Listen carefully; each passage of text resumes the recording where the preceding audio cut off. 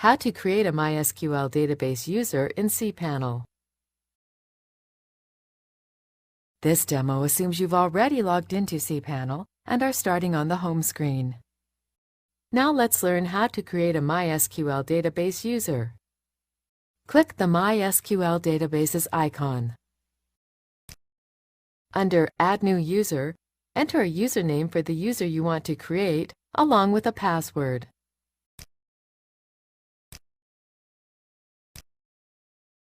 Then click Create User. That's it! The new database user has been created.